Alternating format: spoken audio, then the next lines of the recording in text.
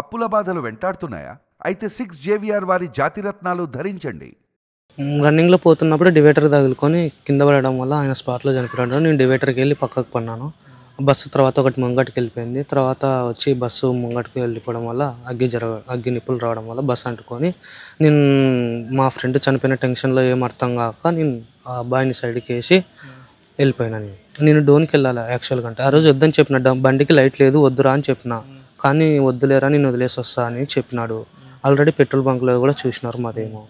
అట్లా చేయడం వల్ల 3 సంవత్సరాల నుండి పరిచయం శివశంకర్. పైన పడుతుండడం వల్ల బండికి స్లిప్ అవడం వల్ల డ్యామేజ్ అయ్యి కింద పడినాం. 70 పైన అవుతున్నాం బండి. తర్వాత ఆయన స్పాట్లో చనిపోవడం వల్ల నేను ఎస్కేప్ డివైడర్ పైన పడినాను. ఆయన కాపాడి సైడ్కి లాగినాను. దానికంటే ముందు ఒక బస్సు వెళ్ళిపోయింది. బండి టచ్ చేసి వెళ్ళిపోయింది. ఈ బస్సు మిడిల్ వేసుకుని వెళ్ళిపోవడం వల్ల జరగడం జరిగింది. ఇలా మిడిల్లోనే ఉంది. అది తగిలిన తర్వాత ఇంకా కొద్ది ముందుకు వెళ్ళింది. ఇంకా పిలుస్తుంటే పలుకుతలేడు. స్పాట్లో వెళ్ళిపోయినాడు ఆయన. సైడ్కి లాగేసి ఆయనని నా పని నేను చూసుకుంటున్నా. ఇంకా చేసినాను కానీ నాకు ఒక్కంతలో ఇవ్వలేదు. అది తర్వాత బస్సు అంటుకోవడం జరిగింది. తర్వాత మొత్తం జామ్ అయిపోయినాయి. నేను ఐచర్ ఎక్కి వెళ్ళిపోయిన ఊరికి. ఎవరేమి హెల్ప్ చేయలేదు ఆ టైంలో. ఎవరు అర్ధరాత్రి టైంలో ఎవరు హెల్ప్ అయితే నాకు చేయలేదు. నా మీదకి వస్తుంది. నేను ఎవరికి ఏం చేయలేదు. నా మీదకి వస్తుంది అనేసి అదే ఎన్నికలో కూర్చున్నా కదా, నా వల్ల చనిపోయినాడేమో అనేసి నా మీదకి వస్తుంది అనేసి తప్పుకున్నా. ఇక్కడ చిన్న చిన్న గాయాలైనా ఇక్కడ వాసింది. ఇక్కడ లోపల దెబ్బలు ఇంకా లోపల వాపున్నాయి అంతే. లోపల అడ్మిట్ అయినా 2 రోజులు చూపించుకున్నా. మంచిగానే ఉంది ఇప్పుడు. ఫైర్ ఇంజన్ అంటే నిప్పులు రావడం వల్ల బస్సు అంటుకునింది. బాగా శివన్ దగ్గరకు వచ్చేసిన, శివశంకర్ దగ్గరకు వచ్చిన.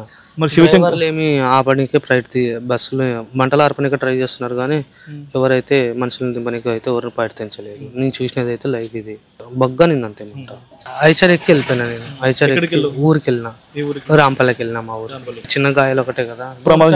ఎస్పీ సార్ వచ్చిన తర్వాత మొత్తం జామ్ తీసేసినారు. 4:10 వరకు ఉన్నాం. చూసుకుంటే నిలవన్నా అంతే.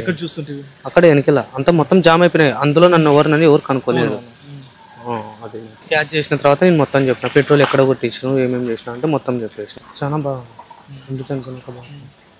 చాలా బాగా ఇదే జరిగినది. నన్ను చూసిన లైవ్ అయితే ఇది అంటుకునడం జరిగింది. ఈ 2వ బస్సు ఒక 30 మీటర్ల దాకా తీసుకెళ్ళింటారు. ఇది 300 మీటర్ల దాకా పైన పోయి బస్సు మెరుపులు రావడం జరిగింది. నా పిల్లల్ని నువ్వే చంపినట్లా అని అంటున్నాము. నేను కావాల్సుకునేది ఏం చేయలేదు. జరిగినది ఇది మ్యాటర్. డూమ్కి లైట్ లేదు ముందుగా. చెప్తే ఇంకోలేదు. ఆయననే చెప్తే నాకు అలవాటే లేరా అది ఇది.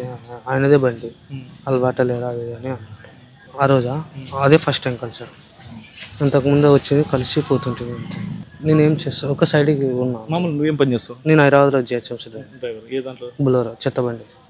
గవర్నమెంట్ ప్రైవేట్ కింద నేరాల కింద చేస్తాను.